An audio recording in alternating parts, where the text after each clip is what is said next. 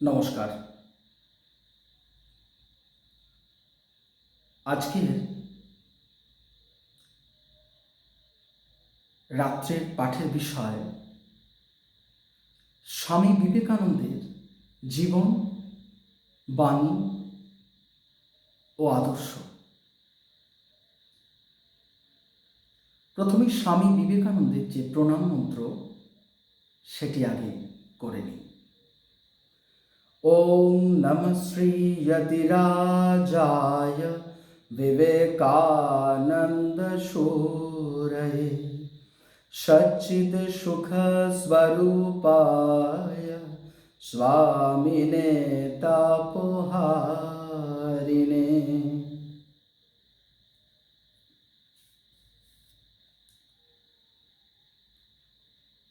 যাকে নিয়ে আজকের আলোচনা, তার জীবন বা বাণীর দিকে যাবার আগে আমরা কম বেশি স্বামী বিবেকানন্দের সম্পর্কে সকলেই জানি। স্বামী বিবেকানন্দের সম্পর্কে আলোচনা করতে গেলে প্রথমে যেটি উঠে আসে যে তিনি যে ধারণা আমাদের মধ্যে বেশিরভাগের মধ্যে রয়েছে, তিনি শ্রীরামকৃষ্ণের প্রধান শিষ্য এবং তিনি আমেরিকার চিকাগোতে ভাষণ দিয়ে বিশ্ববিজয়ী হয়েছিলেন এবং তিনি বেলুড় মঠ প্রতিষ্ঠা করেছিলেন।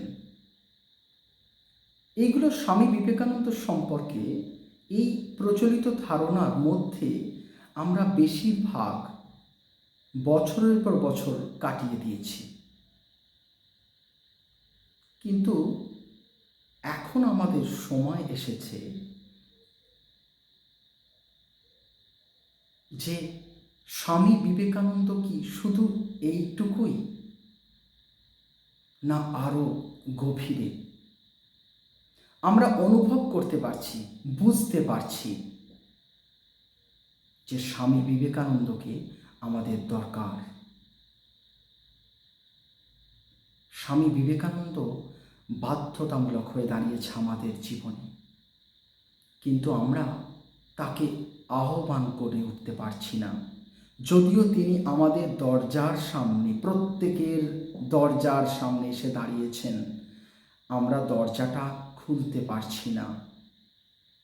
দরজা খুলে স্বামী বিবেকানন্দকে নিজের ঘরে অর্থাৎ হৃদয়ে যদি একবার বসাতে পারি, তাহলে কিন্তু আমরা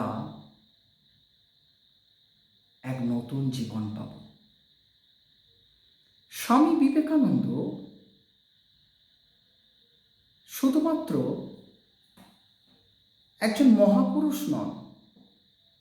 স্বামী বিবেকানন্দ হচ্ছেন একটা আদর্শ, যে আদর্শটা ক্রমাগত আমরা যে যেখানে আছি সেখান থেকে উত্তরণের পথে নিয়ে যায় এবং নিয়ে যেতে যেতে একটা মনুষ্য জীবনের সর্বশ্রেষ্ঠ আদর্শে জানতে বা অজান্তে পৌঁছে দেয়। আমরা কম বেশি স্বামী বিবেকানন্দ অনুধ্যান করে চলেছি। বাড়িতে আমাদের কম বেশি স্বামী বিবেকানন্দের ছবি, বা মন্দিরে, মঠে, বিভিন্ন সামাজিক অনুষ্ঠানে আমরা স্বামীজির ছবির সামনে ধূপ দিই, পূজা করি, শ্রদ্ধা নিবেদন করি। কিন্তু স্বামী বিবেকানন্দ নিজে কি চাইতেন এটা আমাদের আগে জানতে হবে। ভগিনী নিবেদিতা বেলুড় মঠে এক বক্তৃতায় তিনি বলছেন, স্বামীজি কি চাইতেন? তিনি চাইতেন তার নাম নিয়ে সবাই মেতে উঠুক? না, তিনি তো নামের কাঙাল ছিলেন না। তিনি নাম যশ ঘৃণা করতেন। তিনি কি চাইতেন তার ছবিতে সবাই পুজো করুক? না, তিনি এও চাইতেন না। তাহলে তিনি কি চাইতেন? সিস্টার নিবেদিতা বলছেন, যিনি স্বামীজির যোগ্য উত্তরাধিকারিণী, স্বামীজি যাকে তার কার্যের ভার দিয়েছিলেন পরবর্তী স্বামীজির অবর্তমানে, সেই সিস্টার নিবেদিতা বলছেন, স্বামীজি চাইতেন আমরা মানুষ হই। কেমন মানুষ? শ্রদ্ধাবান, চরিত্রবান, সত্যবাদী, সৎ, আত্মবিশ্বাসী, যার মনমুখ এক। সিস্টার নিজে এই ভাবটি বলছেন, নিজে প্রকাশ করছেন। এবং আজকের যে সামাজিক প্রেক্ষাপটে আমরা দাঁড়িয়ে আছি, এই মুহূর্তে আমাদের তথাকথিত শিক্ষা, তথাকথিত ধর্ম বা ধর্মীয় অনুষ্ঠান, অর্থ, গাড়ি বাড়ি, সম্পদ, এগুলোর বিশেষ কিছু অভাব নেই। আগের যে দারিদ্রতা সেটা অনেকটাই কেটেছে, কিন্তু মনের দারিদ্রতা বেড়ে গেছে। আর যদি প্রধান অভাব কিছু থেকে থাকে, তাহলে যেটা অনুভূত হচ্ছে সেটা হচ্ছে মানুষ হয়েও আমরা কিরকম মনুষ্যত্ব বোধহীন হয়ে পড়ছি। তবে ব্যতিক্রম আছে, ব্যতিক্রমীরাই তো ভরসা। স্বামী বিবেকানন্দ বলছেন, এসো মানুষ হও। কেন বলছেন তিনি? আমরা কি মানুষ নই? তার মানে স্বামী বিবেকানন্দ জানেন মানুষের মতো আকৃতি হলেই মানুষ হওয়া যায় না, কিছু নিশ্চয়ই অর্জন করতে হয়। মনুষ্যত্ব অর্জন করতে হয়, শ্রদ্ধা অর্জন করতে হয়, সেবা ভাব অর্জন করতে হয়, পবিত্রতা অর্জন করতে হয়। এইভাবে একটি চরিত্র তৈরি হয়। যতক্ষণ না আমরা চরিত্র শক্তিতে বলীয়ান হচ্ছি, ততক্ষণ আমরা নিজেদের মানুষ বলতে পারি না। পশুর থেকে একটু উঁচুতে বলা যেতে পারে, স্বামীজি নিজে বলছেন এ কথা। সেই জন্যই তো স্বামী বিবেকানন্দ বলছেন, যার জন্য বলছেন, তিনি ধর্মের একটি সংজ্ঞায় বলছেন, religion is a journey not from Calcutta to Kedarnath but from a brute man to a Buddha man. ধর্ম একটি যাত্রা। ধর্ম মানে ধর্মের তথাকথিত কিছু দিক আছে, আমরা যেটা জানি, যে মন্দিরে মঠে যাওয়া, যাতায়াত বেশি, জপ ধ্যান প্রার্থনা মেতে যাওয়া, এগুলো তো ধর্মের আক্ষরিক অর্থে ধর্ম, ঠিকই। কিন্তু স্বামী বিবেকানন্দ ধর্মের যে প্রধান অর্থ বলছেন, সেটি কিন্তু অনেক ব্যাপক, গভীরে। আমি 5 বছর কোনো মন্দিরের সাথে যুক্ত আছি, মঠের সাথে যুক্ত আছি, কি কোনো সামাজিক প্রতিষ্ঠানের সঙ্গে যুক্ত আছি, কি আমার অনেক ডিগ্রি আছে, কি আমার অনেক সম্পত্তি আছে, আমি সমাজে বেশ মর্যাদা সম্পন্ন বলে পরিচিত, সেটা বড় কথা নয়। বড় কথা স্বামীজির কাছে আমি কি মানুষ হতে পেরেছি? আমার কি মনুষ্যত্ব বোধ সেই সর্বোচ্চ পর্যায়ে পৌঁছেছে? আমি কি চরিত্রবান? আমি কি শ্রদ্ধাবান? আমি কি সত্যবাদী? এই দৈবী গুণগুলো, এই মানবীয় গুণগুলো, আমাদের কি এই গুণগুলিতে প্রতিষ্ঠিত হতে পেরেছি?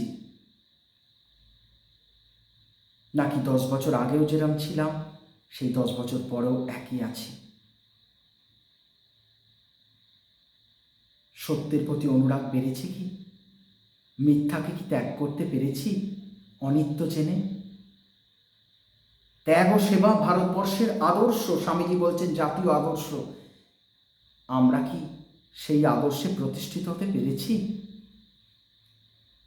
স্বামী বিবেকানন্দ মানে একটি সহজ আদর্শ, একটি আয়না, যে আয়নার সামনে আমরা দাঁড়ালে পরিষ্কার দেখতে পাবো আমাদের ভেতরটা। স্বামী বিবেকানন্দ আমাদের চোখে আঙুল দিয়ে দেখিয়ে দেবেন আমরা কোন পর্যায়ে অবস্থান করছি। সেই স্বামী বিবেকানন্দের সম্পর্কে কথা বলে শেষ করা যায় না। তবু আমরা আটলান্টিক মহাসাগরের পুরোটা জানতে না পারলেও আমাদের তো ধারণ ক্ষমতা ছোট ছোট গ্লাসের মতো, কিন্তু এই অমৃত সাগর যেটি আছে সেখান থেকে আমরা এক গ্লাস অমৃত নিয়ে আমাদের যেটুকু তৃষ্ণা সেটুকু মেটাতে পারি। কিন্তু স্বামী বিবেকানন্দকে আজকে বেদিতে রেখে দিয়ে, মন্দিরে মঠে রেখে দিলে হবে না। স্বামী বিবেকানন্দকে আমাদের জীবনে আনতে হবে, আমাদের প্রতিটি কর্মের সাথে মিশিয়ে ফেলতে হবে বিবেকানন্দকে। তাহলে আমাদের কর্মের মধ্যেই আমরা খুঁজে পাবো আমাদের বেদান্তকে, ধর্মকে। আগে একটা আমাদের ধারণা যুগ যুগ ধরে বা বছরের পর বছর ধরে আমরা পেয়েছি যে ধর্ম করতে গেলে একটা বয়সের পর কোথাও চলে যেতে হয়। স্বামীজি এসে সেটা আমূল পরিবর্তন করে দিলেন।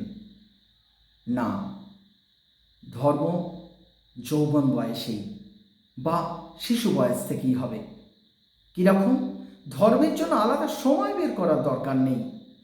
ধর্মহীন কর্মজীবন না, কর্মের মধ্যেই ধর্মজীবন। আমাদের ধর্ম পালন করতে বনে বনে চলে যেতে হবে না, বা কোনো মন্দিরে মঠে গিয়ে আমাদের নাম লেখাতে হবে না যে আজ থেকে আমি পবিত্রতা অভ্যাস করব, আজ থেকে আমি সত্য অভ্যাস করব, আজ থেকে নৈতিকতা অভ্যাস করব, আজ থেকে নিঃস্বার্থপর হব।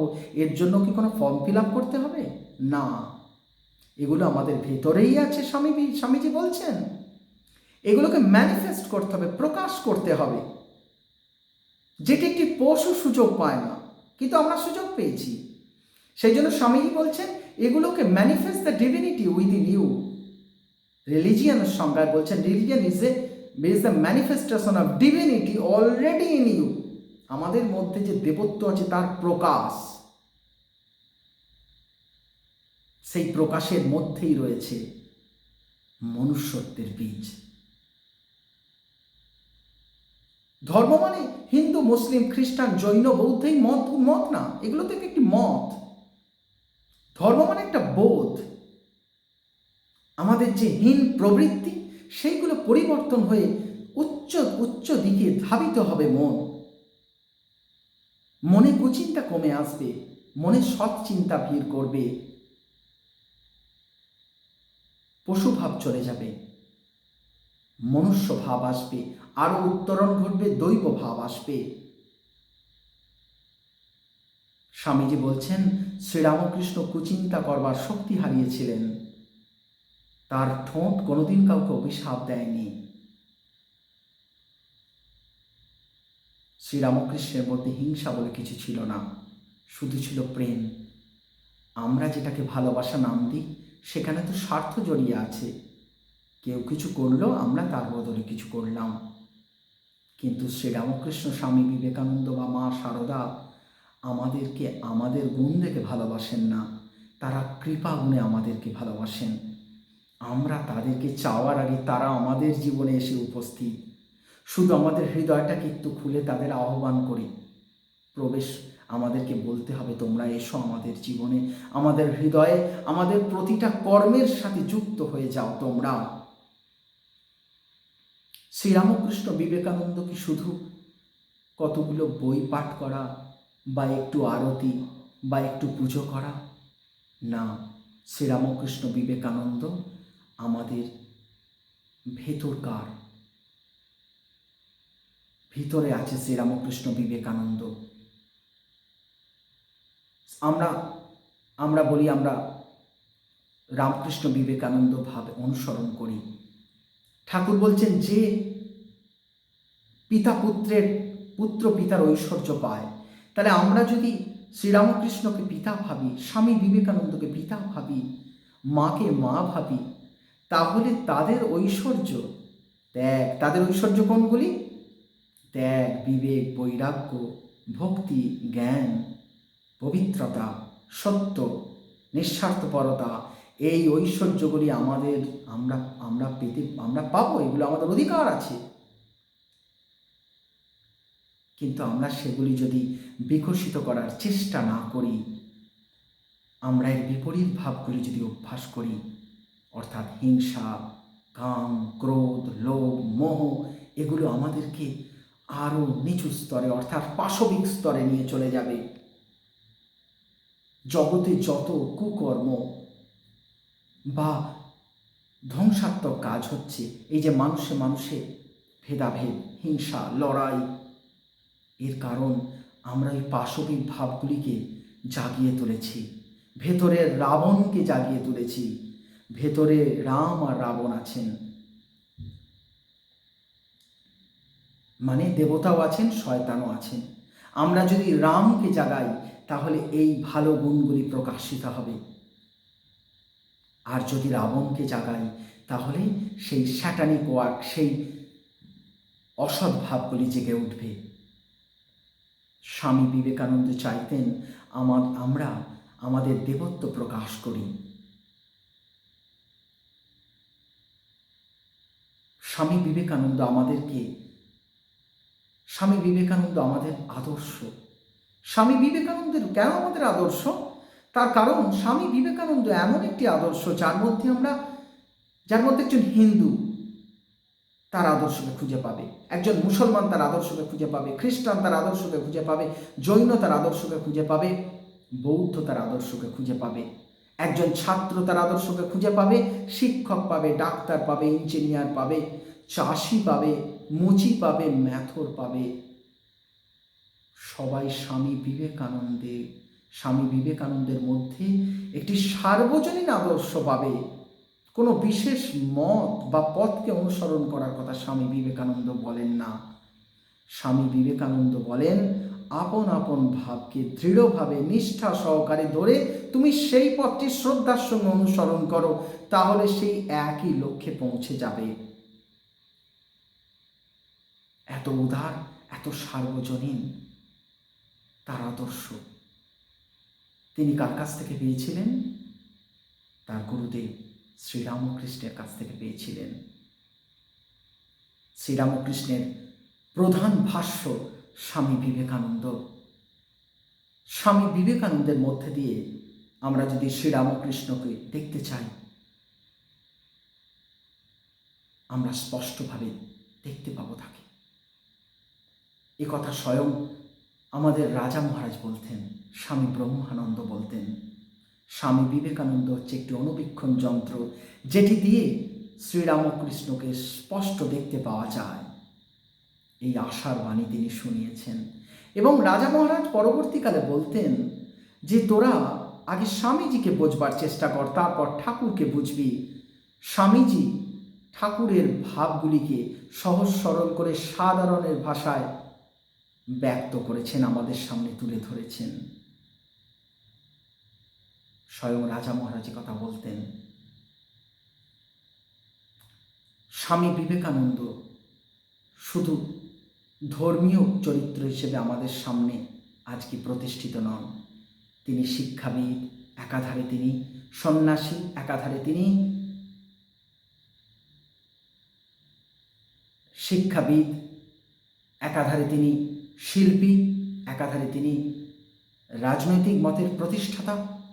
মানে রাজনৈতিক মতের প্রতিষ্ঠাতা বলতে স্বাধীনতা আন্দোলনের সময় যখন রাজনীতিকে ভিত্তি করে আমাদের স্বাধীনতা আনতে হয়েছিল, তার ধর্মীয় ভিত্তিটি রচনা করেছিলেন স্বামী বিবেকানন্দ। তিনি স্বাধীনতা সংগ্রামের, স্বাধীনতা আন্দোলনের পিছনে তার অবদান অপরিসীম। লর্ড রোনাল্ডসে যখন বিপ্লবীদের ব্যাগ সার্চ করতেন, তখন দুটি জিনিস পেতেন, একটি শ্রীমদ্ ভগবদ্গীতা আর একটি স্বামী বিবেকানন্দের বই। বিপ্লবীরা নিজেরা স্বীকার করেছেন, নেতাজি সুভাষ থেকে ঋষি অরবিন্দ, ক্ষুদিরাম থেকে বিনয় বাদল দীনেশ, সকলে স্বীকার করেছেন স্বামী বিবেকানন্দের জীবন ও বাণী তাদের জ্বলন্ত দেশপ্রেমের প্রধান উৎস ছিল। তাই তাকে স্বাধীনতা আন্দোলনের জনকও বলা হয়।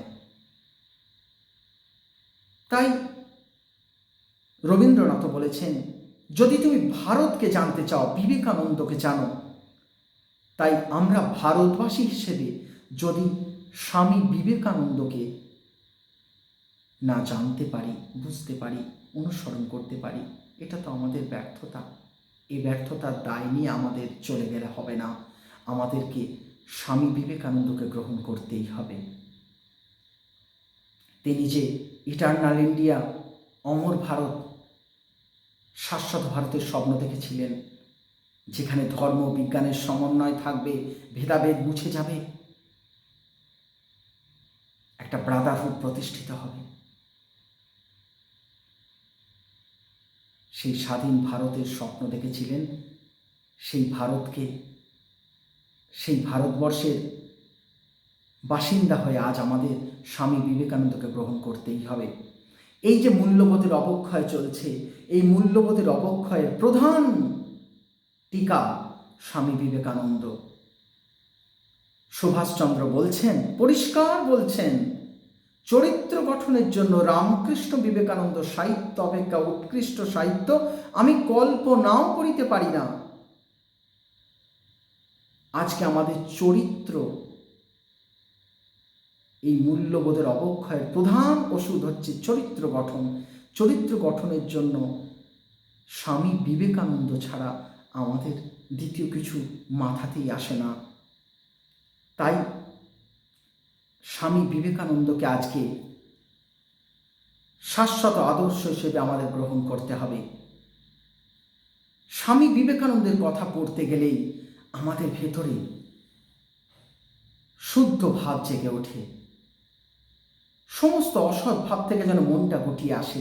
মনে হয় যেন একটু ভালো কিছু কাজ করি, একটু কিছু সেবা করি, একটু মানুষের পাশে দাঁড়াই, একটু গরিবের চোখের জল মুছিয়ে দিই, একটু দরিদ্রকে সাহায্য করি, সেবা করি, একটু অসহায় মানুষের পাশে দাঁড়িয়ে তাকে কিছু দিই, যে শিক্ষা পাচ্ছে না তাকে একটু শিক্ষা দিই, যে ওষুধ পাচ্ছে না তাকে একটু ওষুধ দিই, যে খেতে পাচ্ছে না তাকে দুটো খেতে দিই।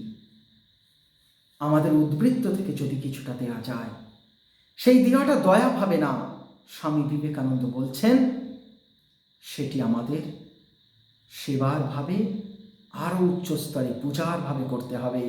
স্বামীজি বলছেন, আমি সেই মানুষেরই সেবক, সেই ভগবানেরই সেবক, অজ্ঞানীরা যাকে মানুষ বলে। স্বামী বিবেকানন্দ বলছেন, মানুষকে সেবা করার সময় দেবভাব, পূজা ভাব রাখতে হবে। আমরা যখন ভগবানকে পুজো করি, যখন তাকে কিছু নিবেদন করি, তখন কি তাকে দয়াভাবে কিছু দিই, নাকি নিবেদন করার সময় আমাদের এই ভাব থাকে যে প্রভু তুমি কিছু গ্রহণ করো আমার এই সামর্থ্য অনুযায়ী। তেমনি মানুষের ভেতরে যিনি আছেন তিনি নারায়ণ, শিব, তাই তাকে যখন আমরা কিছু দেবো, সেই ভাব থেকে যেন পূজা করছি। বস্ত্র দিচ্ছি পূজার ভাবে, খাবার দিচ্ছি পূজার ভাবে, প্রভু তুমি গ্রহণ করো মানুষটির ভিতর থেকে। এইটিকেই স্বামী বিবেকানন্দ ঠাকুরের কাছ থেকে পেয়েছিলেন শিবজ্ঞানে জীবসেবা, এ যুগের আদর্শ শিবজ্ঞানে জীবসেবা। এই শিবজ্ঞানে জীবসেবা যদি আমরা অনুশীলন করি, অভ্যাস করি জীবনে, তাহলে আমরা মানুষকে মানুষের দৃষ্টিতে না ভগবানের দৃষ্টিতে দেখতে শিখব। তাহলে মানুষে মানুষে ভেদাভেদ দূর হয়ে যাবে, আমাদের মধ্যে এক হিংসাহীন অস্তিত্ব তৈরি হবে, জেগে উঠবে, আমাদের মধ্যে প্রেম ভাব জেগে উঠবে, অপরের প্রতি সহানুভূতি আমাদের জেগে উঠবে। স্বামী বিবেকানন্দ এটি আমাদের অভ্যাস করতে বলেছেন। এরকম আদর্শ স্বামী বিবেকানন্দ দিয়ে গেছেন আমাদের। তিনি 4টে যোগের কথা বলেছেন, জ্ঞান, ভক্তি, যোগ, কর্ম। যার যেটি ভালো লাগে সেটি দিয়েই যেতে পারো। আমার ভক্তি ভালো লাগে, আমি ভক্তি অভ্যাস করব। আমার কারো জ্ঞান ভালো লাগে, সে জ্ঞান পথ দিয়ে যাবে, কারো যোগ যোগ দিয়ে যাবে, কারো কর্ম কর্ম দিয়ে যাবে। আর কর্ম যেহেতু করতেই হবে, তাহলে এই কর্মের মধ্যে ওই সেবা ভাবটি ঢুকিয়ে নিতে পারলে, তাহলে ওই কর্মযোগ সেবা যোগ মিলে এইটি আমাদের, এই কর্মটি, কর্মের মধ্যে যদি যে কর্মটি করছি কিরকম চতুর্যোগের সমন্বয় হয়ে যাবে। যে কর্মটি আমরা করছি সেই কর্মের মধ্যে যদি সেই কর্মের মধ্যে ভক্তি সহকারে কর্ম করি, তাহলে এখানে ভক্তিযোগ এসে গেল। যেমন ধরা যাক কোনো মানুষকে শিবজ্ঞানে জীবসেবা আমরা করতে যাচ্ছি। শিবজ্ঞানে জীবসেবার এটি অনুশীলন করতে গেলে আমাদের চতুর্যোগের অভ্যাস হয়ে যাবে। কীরকম না, কোনো অসহায় মানুষকে আমরা কিছু খেতে দিচ্ছি ধরা যাক, তাহলে খেতে দিচ্ছি, এই খেতে দেওয়াটা একটা কর্ম। কর্মটা করব কিভাবে না, ভক্তির সঙ্গে আমরা দিচ্ছি, তাহলে ভক্তিযোগ হয়ে গেল। আর কি জ্ঞান থেকে দিচ্ছি না, প্রভু মানে ভগবান ওই মানুষটির ভেতর থেকে এটি গ্রহণ করছেন খাদ্যটি, তাহলে এটি জ্ঞানযোগ হয়ে গেল। আর এই যোগগুলি করতে করতে আমার কুণ্ডলিনী জেগে উঠবে, যেটা যোগ হয়ে গেল। তাহলে চতুর্যোগের সমন্বয় একটি কর্মতে হয়ে গেল। তাই শিবজ্ঞানে জীবসেবা আমাদের এই যুগের আদর্শ। স্বামী বিবেকানন্দের সম্পর্কে আরও অনেক তথ্য নিয়ে সামনের সোমবার দিন আবার হাজির হব। সামনের সোমবার স্বামী বিবেকানন্দের জীবনীর দিকে একটু আলোকপাত করব। তারপর ধারাবাহিক আমাদের আলোচনা চলবে। অমৃত সাগর শেষ হবে না, অনন্তের দিকে এগিয়ে যাই। স্বামী বিবেকানন্দের কাছে, ঠাকুরের কাছে, মায়ের কাছে প্রার্থনা জানাই, তারা যেন তাদের অমৃত আমাদেরকে একটু একটু হলেও দান করেন। আমরা সেই অমৃত সাগরের একটু একটু করে অমৃত পান করতে করতে আমরা রামকৃষ্ণময়, মা শারদাময়, বিবেকানন্দময় হয়ে উঠব। সকলে ভালো থাকবেন, আনন্দে থাকবেন। নমস্কার।